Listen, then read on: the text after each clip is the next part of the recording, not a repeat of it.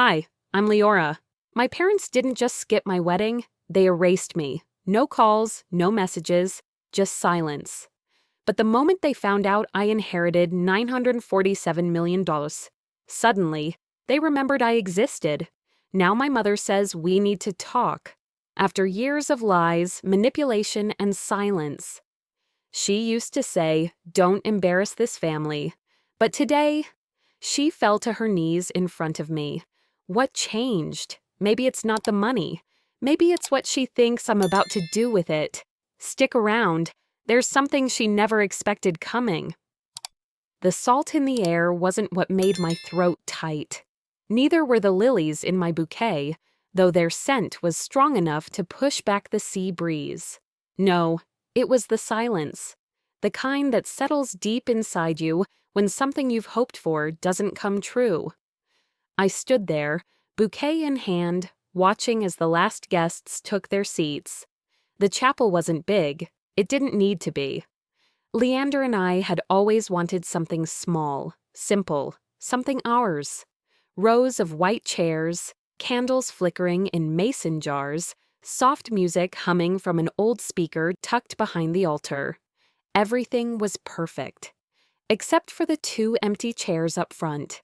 Ribbons still tied, untouched. Programs sitting on the seats like unopened letters. They didn't come. People whispered, kind enough to pretend they believed otherwise. Maybe traffic, someone said.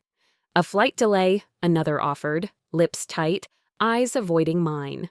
I nodded, smiled, lied. Yeah, maybe. But my phone had been silent all morning.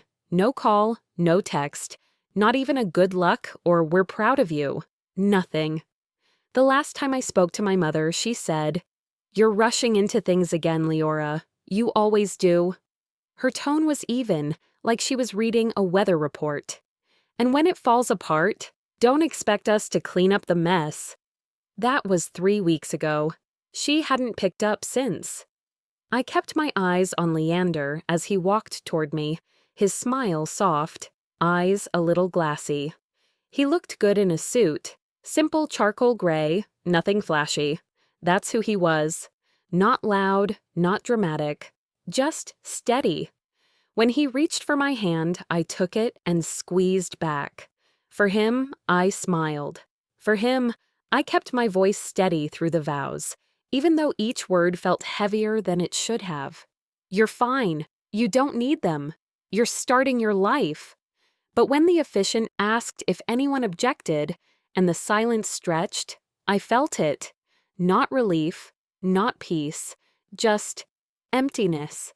The kind that makes you want to scream but know it wouldn't change a thing. After the ceremony, guests hugged us, clinked glasses, danced barefoot on the patio under string lights. Leander twirled me, kissed my forehead. He was everything I ever wanted, and I hated that a part of me was still scanning the crowd, still checking my phone.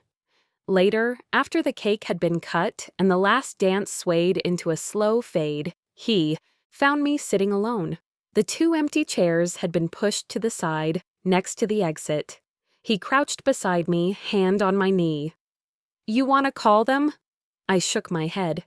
"If they cared," I said quietly, "they'd already be here." He didn't push. He never did. We left the chapel just before midnight. I walked past the chairs one last time, pretending they didn't matter. But I saw the way the janitor looked at me as he stacked them up, like he knew I'd been waiting for something that never came. The next morning, I returned alone to pick up a few things. The sun was just coming up, casting long shadows across the chapel floor. My bouquet was gone. A chapel worker sweeping the aisle looked up and said, "Your mom stopped by earlier, said she'd take it." I froze. "What?" "She said she didn't want it to go to waste. Took it from the altar." I stood there, heart thudding. So she'd come. After everything, after the silence, the absence, she came. But not to see me, not to say anything. She just took the flowers and left. I didn't know what to feel. Anger, relief, shame for hoping. The videographer handed me the flash drive later that afternoon. "Got the footage all cleaned up for you? Congrats again." I waited until I was alone to watch it. Sitting on the edge of our bed, still in my wedding robe, hair undone. Everything looked the way I remembered. Sunlight on the stained glass, Leander's smile, my voice trembling through my vows. And then, toward the end, I saw something that made my stomach turn. One of the two chairs moved, just slightly. A shift, like someone had sat and then left. I watched it 3 times. No one walked in, no one left. But the chair moved. She'd been there, long enough to sit, long enough to see. And still, not a word. She couldn't even say congratulations. That night, I couldn't sleep. Not because they didn't come, but because I knew they had. I lay on my side, staring out the window, the street lamp outside flickering through the blinds. The soft hum of the city at night should have been comforting, but it only made everything feel louder in my chest. Leander was fast asleep next to me, his breathing even, one hand still resting where he'd held mine during our first dance. But my mind wouldn't rest. It kept circling back to those chairs, to the flowers that disappeared, to the soft creak on the wedding video no one else seemed to notice. Morning slipped in quietly. Pale sunlight spilled across the hardwood floor of our apartment, lighting up the dust in the air like flecks of gold. I sat up slowly, the sheets still warm, and looked toward the small kitchen where we'd stacked leftover cupcakes and gifts the night before. Everything looked ordinary, except the empty spot on the counter where my bouquet had been.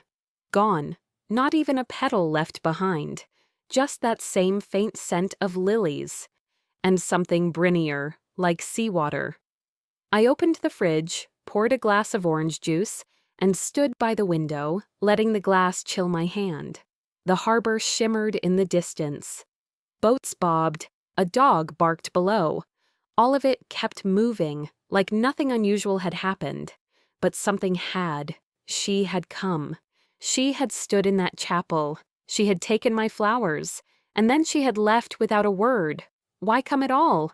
I was still trying to make sense of it when a soft knock broke the stillness.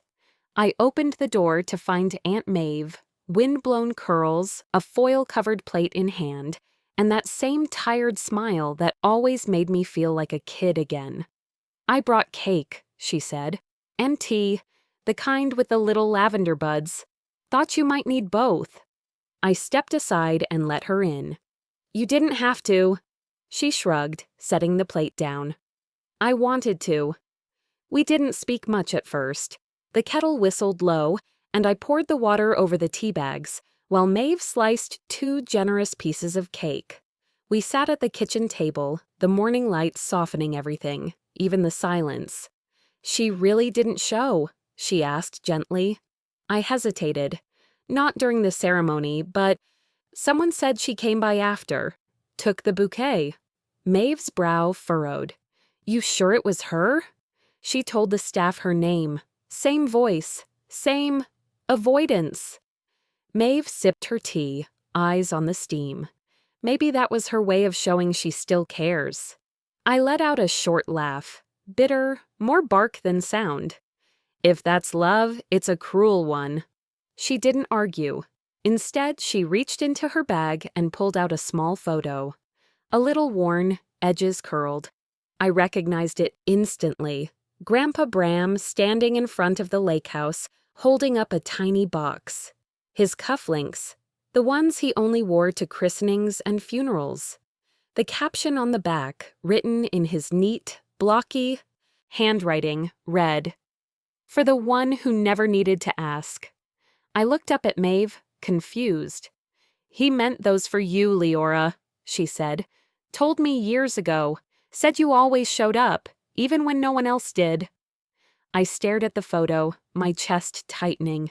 He'd never said anything directly to me, but now, even gone, it felt like he was still trying to speak louder than the silence my mother left behind. Maeve patted my hand. "He saw you. That matters."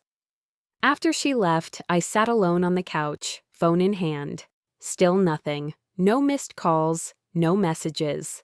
But something pulled me towards social media. And there it was. A new post from her. A mother's love never ends, even when uninvited.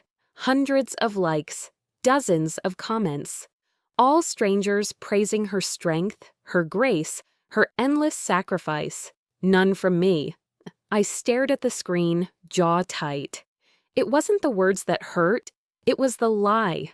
The public performance dressed up as maternal devotion, while the daughter she loved sat miles away, silenced and unseen.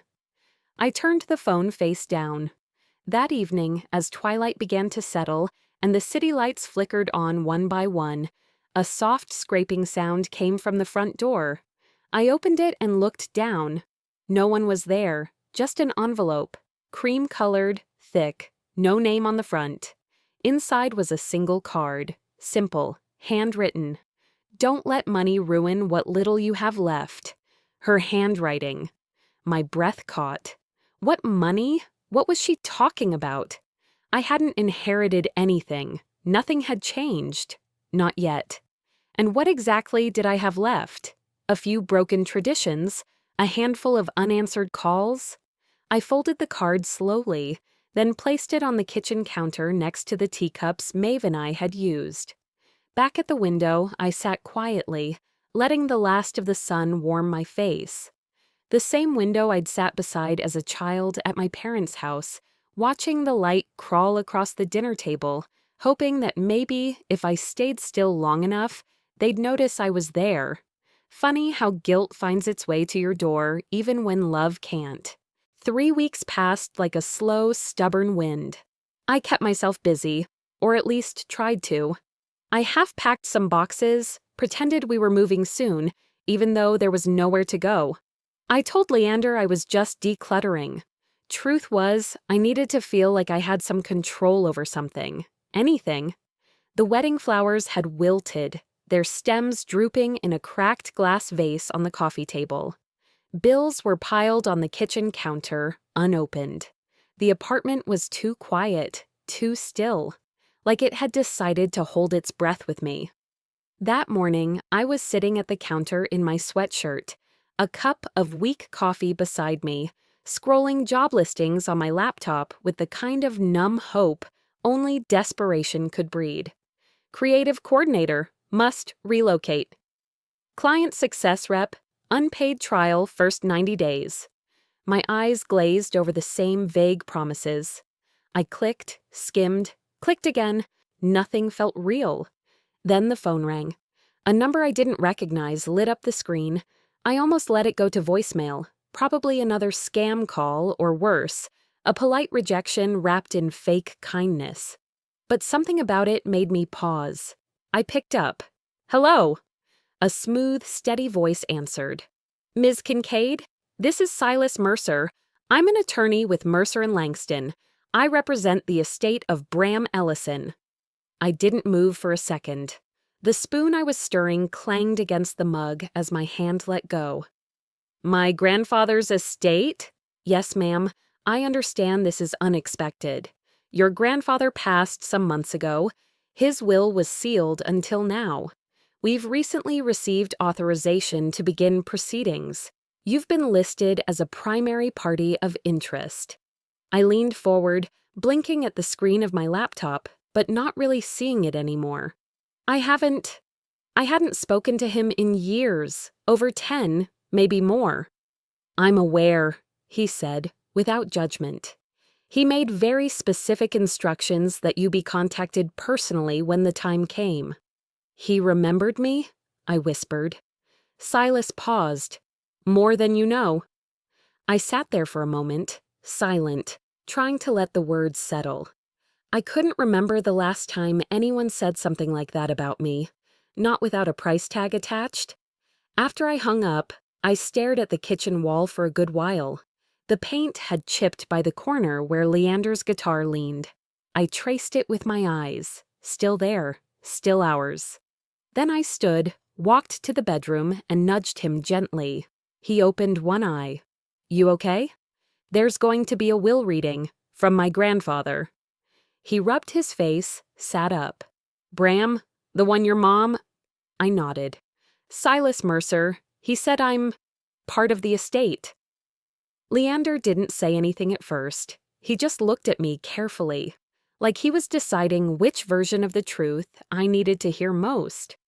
Well, he said finally, maybe this is closure. Maybe it's time you get something back. I don't know if I want it, I said, but the words felt thin. I didn't know what I wanted. I just knew something had shifted. Then the phone rang again. Same number. I answered quickly. There's one condition, Silas said. The will reading will take place in person, in Charleston. Attendance is mandatory for named parties. Okay. And Miss Kincaid, the entire Ellery family has been summoned. The words hit harder than I expected. My fingers curled slightly around the phone. All of them? Yes. I swallowed hard. I hadn't seen some of them since I was a teenager. Others I'd only seen in filtered family vacation photos that didn't include me. There's also something else, he added. Your grandfather left a letter. He made it very clear. It's to be read last, and only after the rest of the will. A letter? My heart was beating faster now. Yes, he said. You'll see. Then he ended the call. I stood there in the middle of the kitchen, phone still in hand, not sure whether I wanted to cry or laugh. It didn't feel real, but it also felt heavy. Like some door had opened and now I had to walk through it, whether I was ready or not. That night, I couldn't bring myself to sleep. The air felt tight, like the apartment had shrunk around me. So I pulled out a dusty old box from the closet. One of those things I'd meant to go through years ago. Photos, mostly, old report cards, a bookmark from my childhood church, and then I found it, a picture from my high school graduation. I was in the middle, in my gown, smiling nervously. Grandpa Bram stood beside me, hands on my shoulders, proud and solid. Behind us, my mother. Her smile was tight, her eyes somewhere else, like she was there in body but already gone. I flipped the photo over. On the back, in his shaky but unmistakable writing, it read, "For my light in dark rooms." I ran my fingers over the words, over the faded ink. My throat tightened, but I didn't cry. Maybe this is the light he meant. We arrived just as the valet was waving in the last of the luxury SUVs. Leander adjusted his collar, glanced at me like he wanted to ask if I was okay, but he didn't. We both knew the answer didn't matter. I'd said I could handle dinner. That didn't mean I wanted to. The restaurant was one of those high-end Charleston staples. Dim lighting, polished wood, quiet jazz filtering through the air, like it had somewhere better to be.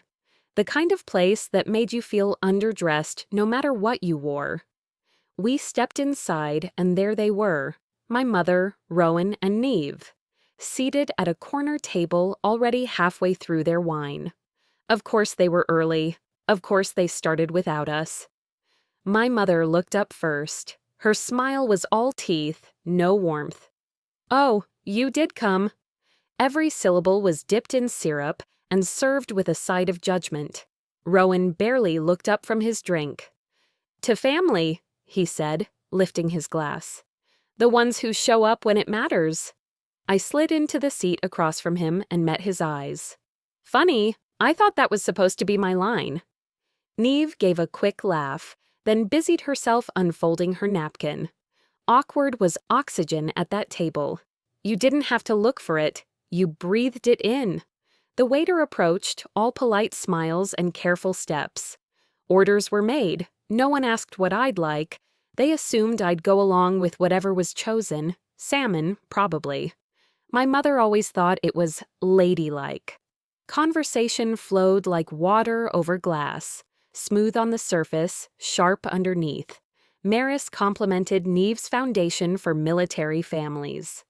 "Such a selfless cause," she purred, and all that without needing attention for it.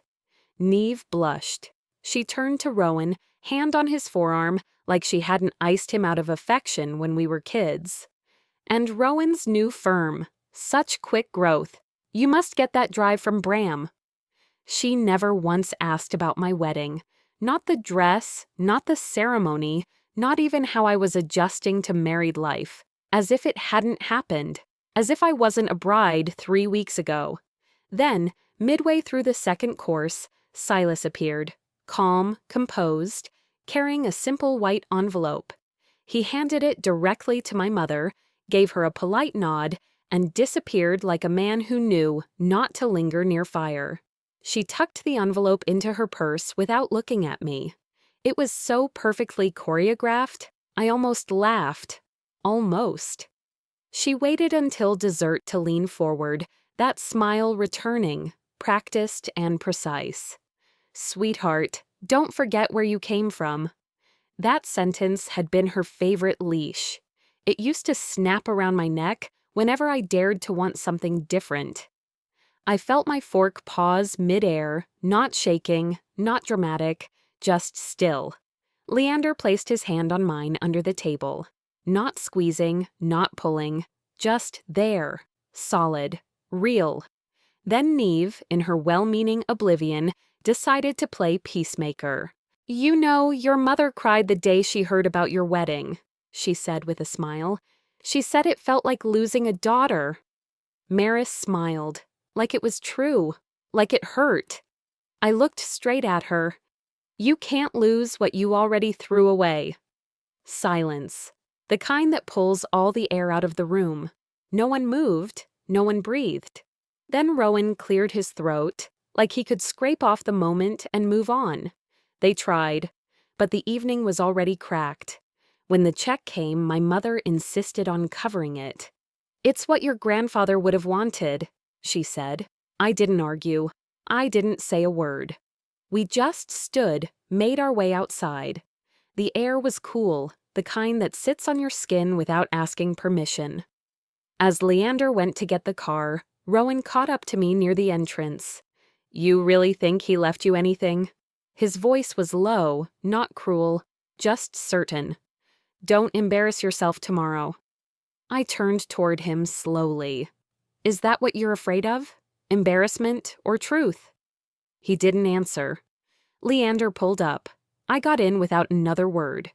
We didn't talk for the first few blocks. Then he glanced over, his voice soft. You handled that better than I could have. I smiled faintly. I've had a lifetime of practice. As we drove away, I looked back through the restaurant window. My mother was laughing, Neve was smiling. Rowan was already on his phone. Some people never eat the pain they serve. The elevator ride up to the 7th floor felt longer than it was. I watched the red numbers tick upward, tried to count my breaths, but they tangled with the beat of my pulse. Leander stood beside me in silence, one hand resting lightly at my back, not pushing, not holding. Just there. The doors opened with a soft chime, and I stepped out into the hallway of Ellison and Brooks, knowing full well I was walking into a room designed to break people quietly. The law office had that stale, clean scent. Lemon polish, old paper, and expensive air conditioning humming just under the silence. Everything was wood and brass and soft lighting, like wealth had been baked into the drywall. And there, past the glass double doors, was the room. The long oak table. The portraits of men who shared my blood but never my choices. They were all already there. Maris sat at the head, of course, in an ivory blazer and pearls that matched her posture, regal and cold. Rowan lounged to her left, one arm slung over the back of his chair like he was half asleep, and didn't care what happened next. Neve gave me a tight smile, the kind that didn't reach her eyes. Leora! Silas Mercer greeted me as I entered. His voice was even, practiced. We're ready to begin. I gave a nod, sat near the far end with Leander quietly beside me. He didn't speak, but he squeezed my hand once under the table. That was enough. Silas began. He read through the formalities first. Bram Ellison's properties, art collections, minor investments. Donations to medical research, veterans programs, and environmental causes. Trusts established for education, foundations in his name. He listed names, amounts, endowments, but not mine. I stared at the grain of the table, heart pounding louder than his voice. From the corner of my eye, I saw it, the twitch at the edge of my mother's mouth. A smirk, small and victorious. Rowan shifted and muttered under his breath, just loud enough for me to hear. "Told you." The humiliation was slow and suffocating. I didn't flinch, I didn't cry. I just sat, still and silent, letting the heat rise in my cheeks without blinking. Then Silas paused. He opened a second folder. Not a file, but a sealed envelope. The room shifted. I felt it, like the air itself inhaled. "There is an addendum," Silas said calmly, "filed privately by Mr. Ellison 6 months before his passing." Chairs creaked as everyone sat up straighter. Maris narrowed her eyes. Rowan's smugness slipped just enough for me to notice. Silas broke the seal and began to read. "To my granddaughter, Leora Kincaid. For the years she was denied her rightful place, I leave the Ellison Trust, valued at $947 million. She owes no one anything. It's you who owe her." The silence that followed was electric. My mother went pale. Rowan sat rigid, blinking like he couldn't quite translate the words. Neve's mouth opened, then closed again. Leander didn't look at me. His eyes were on Silas, but I felt his hand tighten gently around mine. Maris rose suddenly, voice sharp. "That can't be right. She hasn't spoken to him in years. This is absurd." Silas didn't flinch. He pulled another envelope from his briefcase and placed it in front of her. "He anticipated your reaction," he said evenly. "That's for you." She stared at it like it might bite her. I was handed my own envelope, sealed in deep red wax. I broke it open carefully, fingers trembling, and unfolded the note inside. My grandfather's handwriting was uneven, but unmistakable. "You were the only one who saw me as more than a wallet. This is not a reward, my dear. It's restoration. Do not let them convince you otherwise." A breath I didn't know I'd been holding escaped. Silas continued, his voice calm but final. "The trust has already been transferred into a foundation under Ms. Kincaid's name. It is non-contestable. The decision is binding." Maris slowly lowered herself back into her seat. Her eyes were glassy, not with grief, not remorse, just disbelief. She looked like someone who'd planned her entire life around a finish line that had suddenly disappeared. I stood, steady and quiet. I met her gaze, that same gaze that had frozen me out of birthdays, out of comfort, out of my own family. And I said, "You skipped my wedding, Mother, but don't worry, I won't skip this goodbye." Leander rose beside me. I gathered my purse, slid the letter into it, and walked toward the door. No one followed. No one called my name. The silence I left behind said everything they wouldn't. I hadn't left the house in 5 days. Not because I couldn't. I just didn't want to. There's a strange kind of stillness that follows upheaval. The kind where even the air feels cautious.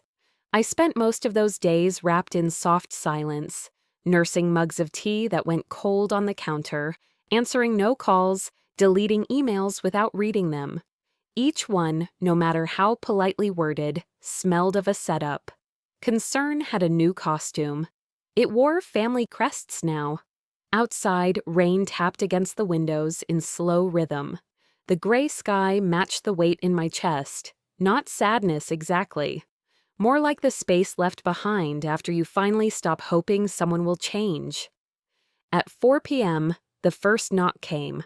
I stood still for a beat, watching the door like it might open itself. Another knock, 3 this time. Not urgent, friendly even. I opened it. Rowan stood there, wearing the kind of smile you see on billboards. Expensive cologne, neatly trimmed beard, and a bottle of Cabernet tucked under his arm like a peace treaty. "Hey sis," he said, "mind if I come in?" I didn't answer right away, but I stepped aside. He walked in like it was his name on the deed, glancing around the townhouse with a low whistle. "Nice place, real cozy, feels like a fresh start." He handed me the bottle and plopped onto the sofa. "Thought I'd swing by, just us, no drama." No drama. That was rich, coming from him. I walked to the kitchen slowly, gave myself a few extra seconds before joining him in the living room.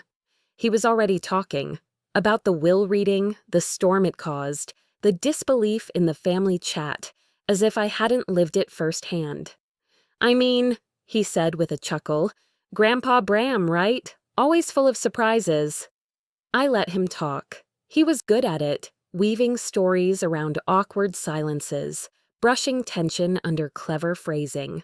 He complimented my taste in furniture, mentioned something about Leander being a solid guy. It felt like watching a magician shuffle a deck he never lets you touch. Then it shifted. "You know," Rowan said, sitting up straighter, "I've actually been thinking. This whole thing, the money, the trust, it's an opportunity. Not just for you, but for the family. I've got this idea, investment, real estate down in Savannah. Grandpa would have loved it." There it was, the sleight of hand. He said our grandfather. I sipped my tea, calm. "Funny, I don't remember seeing your name on that trust." His face twitched, just slightly, but enough. He laughed once, but it didn't stick. "Don't play stupid, Leora. You know this isn't fair." I set my cup down. My voice stayed even. Neither was growing up in a house where love came with a price tag, but we all survived that too, didn't we? The air snapped tight. Rowan stood, shoved his hands in his pockets. "You're not the only one who had it rough, you know?" "No," I said quietly. "Just the only one who didn't pretend it never happened." He opened his mouth, then closed it. "Think about it," he muttered, and walked out without saying goodbye. I didn't follow. The rain had picked up outside, harder now, wind pushing it sideways against the glass. I stood at the window for a long time, watching the blur of the city soften underwater. Around 9 p.m., the phone rang. I didn't recognize the number, but I knew who it was. "Leora," came the voice on the line, brittle, rehearsed. "It's your mother." She didn't ask how I was. I think we should talk," she said, and I could hear the restraint shaking at the edge of each word. "You've got a lot of people talking for you already," I replied. "I didn't call to fight." "Then why did you call?" A pause.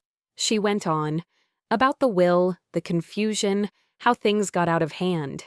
She blamed the lawyers, the complexities, the system. Not once did she say she was wrong. "That money," she said finally, "was always meant for the family." "No," I answered. "You mean it was meant for you?" She went quiet.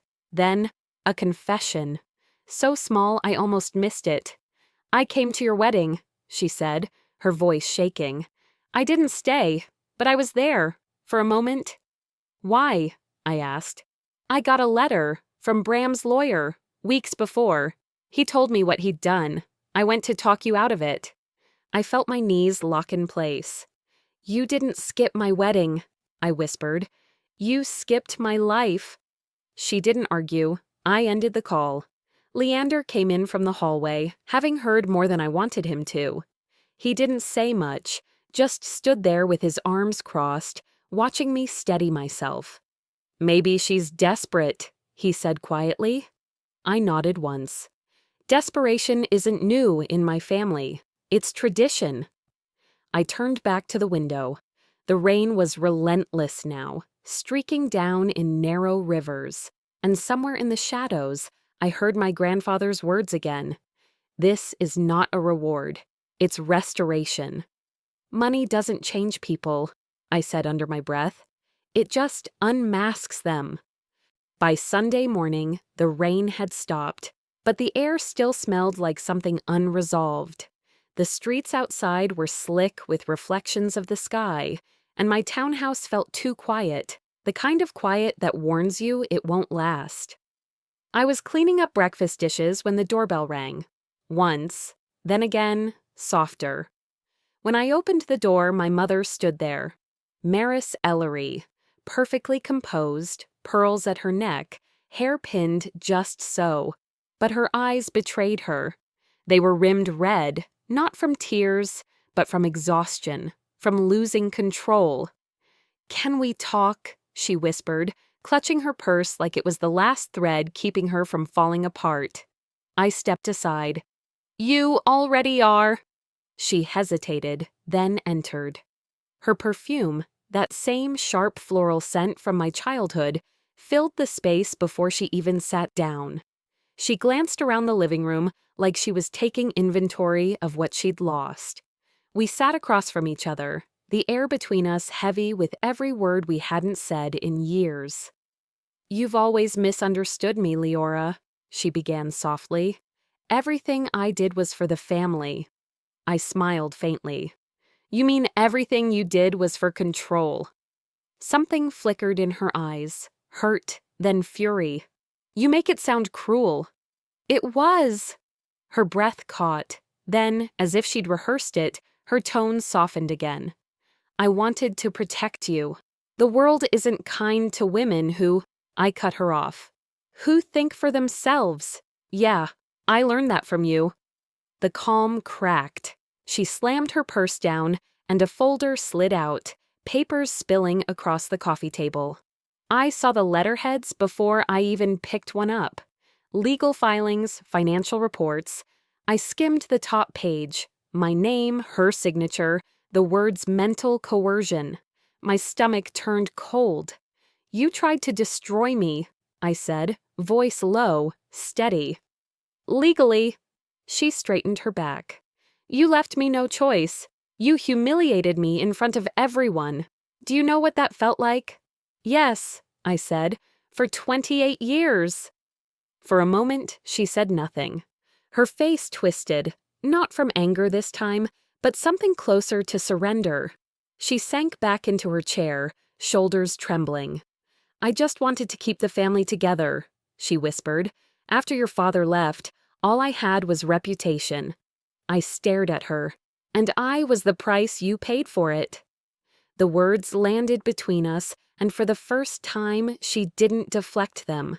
Leander appeared quietly from the kitchen doorway, holding 2 cups of tea.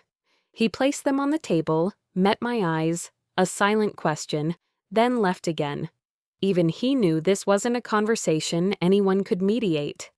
Maris's gaze drifted toward the framed photos on the shelf. Me and Leander laughing at the beach, our wedding picture, the life she'd never bothered to ask about. "He taught you to hate me," she said bitterly. I shook my head. "No, Mother. You did. That all by yourself." The tremor in her hands worsened. Then, without warning, she stood. And for the first time in my life, she looked small. The woman who'd spent decades towering over everyone now seemed fragile, almost human. "Please, Leora," she said, voice breaking. "I don't want the money. I just want a place at the table again." I looked at her. This woman who'd spent years building walls around her heart and calling it dignity. "There's no table left, Mother," I said quietly. "You burned it to the ground." Her knees gave out. She sank down onto the carpet, shaking. Her hands went to her throat, clutching at the same string of pearls she'd worn the night she told me, "Don't embarrass this family." Now, the necklace looked less like elegance and more like a noose. I reached forward, not to comfort, but to stop her from pulling it tighter. I rested my hand over hers, gently pushing it down. It was the smallest gesture of mercy I could give, and the final one. She looked up at me, eyes glassy and pleading. I held her gaze for a moment, then stood. As I walked toward the hallway, her sobs filled the room. The sound wasn't loud, It was worse. It was hollow. I paused at the doorway, hand resting on the frame. I used to think forgiveness was strength, I said softly. Now I know. Distance is. Behind me, the queen without her crown wept into her own silence. And I didn't turn back. After my mother left, I stood in the doorway long enough for the air to shift. The weight of her sobs still lingered in the corners of the room like the scent of a blown-out candle. I didn't cry. I just closed the door, turned the deadbolt, and exhaled. That night, the rain returned. It wasn't loud. It fell gently, like fingers tapping the windows, steady and patient. The kind of rain that seeps into your bones if you let it. I sat alone in the living room, Leander upstairs on a call, the lights dimmed to a soft amber glow. My laptop was open, untouched, until I noticed the small USB drive on the table, plain, silver, and labeled in familiar, shaky handwriting, for Leora. I stared at it for a long while before picking it up. My hands trembled a little as I plugged it in. The screen lit up, and a single file appeared. I clicked play. My grandfather appeared, older than I remembered, sitting in that oak-paneled study where everything important had always happened. He wore his favorite cardigan, the navy one with frayed sleeves. Behind him, the grandfather clock ticked steadily. "If you're watching this, my dear," he began, "then the vultures have already circled, and you've survived them." My breath caught. His voice wasn't weak, but there was a finality in it. Like he knew this would be the last time he'd speak to me. He leaned forward slightly. "You need to know the truth. Years ago, your mother came to me. She said she would expose things I'd tried to bury. Your father's infidelity, the affair he had with a woman I paid to disappear." I felt my stomach drop. "She wanted power," he continued, "and I gave it to her, out of shame, out of fear. But when I learned she'd lied, that she never had proof, only poison, I changed everything, quietly. I told no one but Miss Etta." Miss Etta, my old nanny, the one who handed me a sealed envelope at the funeral. He looked directly into the camera, eyes glassy. "Forgive her if you can, but never let her own you again." I paused the video. My heart was racing, breath shallow. Leander had come down at some point, sitting silently beside me. He reached for my hand, but I couldn't move. The screen flickered. A second video began automatically. This time it was grainier. A secret recording. My mother's voice, sharp, bitter, echoed through the room. "You always loved her more," she snapped. "I gave you a family, and you gave her everything." I hit pause. That was all I needed to hear. The rest was noise. The truth didn't explode. It unfolded slowly, cruelly. I stood, walked to the kitchen, and poured a glass of water. My hands were still shaking.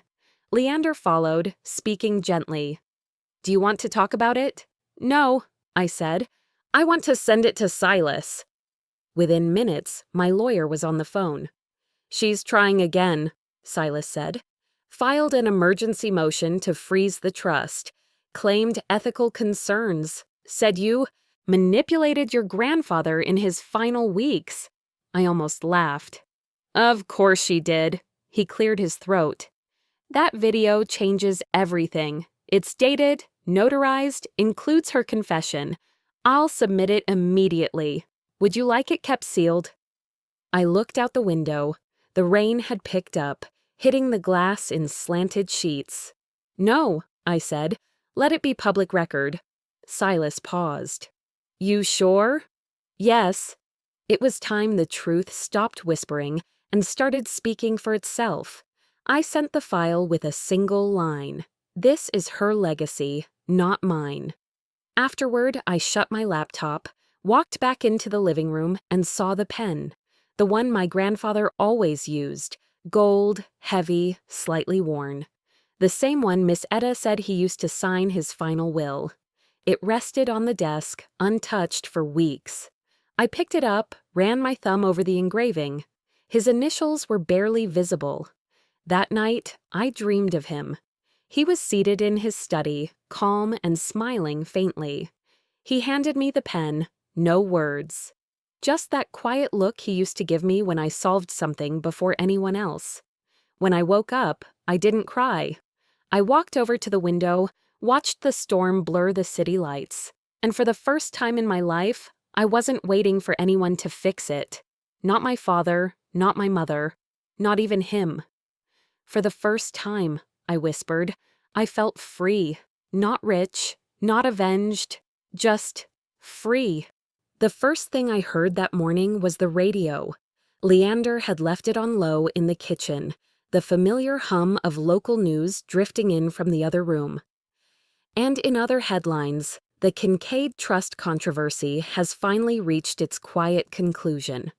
Sources confirm that Maris Ellery has withdrawn all legal claims and has not made a public appearance in over 6 weeks. Meanwhile, Rowan Ashford, former CEO of Ashby Holdings, has filed for bankruptcy. I stirred my coffee slowly, the spoon clinking softly against the ceramic mug. The kitchen smelled like rain, fresh, clean, and a little nostalgic. Light streamed through the window panes, glinting off the countertops, warming the hardwood floors. Peace had a sound, and silence wasn't so empty anymore. I didn't feel triumphant. There was no parade, no champagne. Just me, the morning, and a quiet house that finally felt like mine. I turned the radio off and sat down at the kitchen table, wrapping both hands around the mug. They'd lost, but it didn't feel like winning. Not really.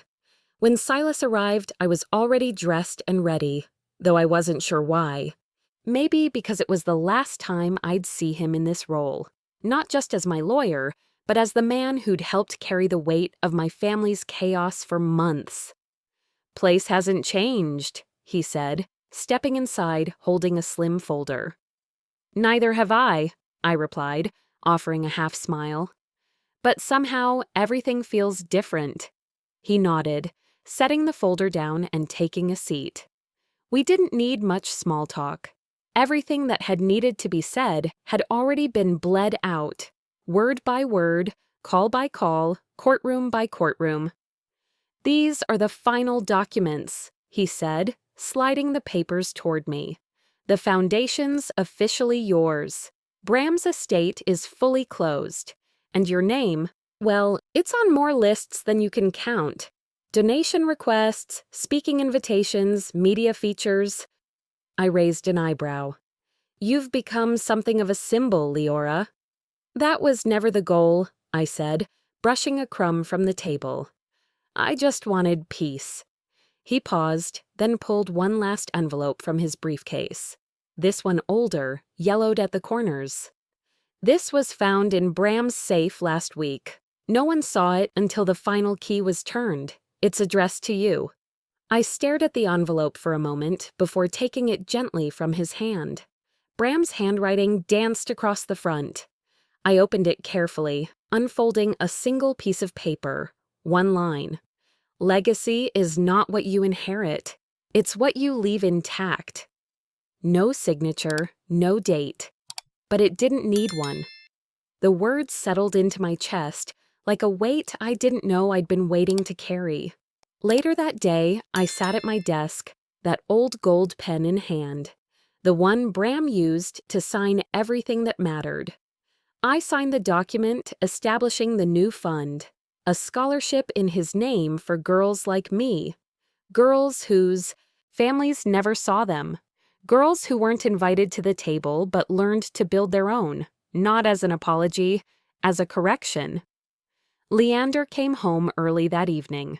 We didn't say much at first. We didn't need to. The kind of quiet that filled the space between us wasn't heavy. It was earned. As the sun dipped lower, we walked to the pier together.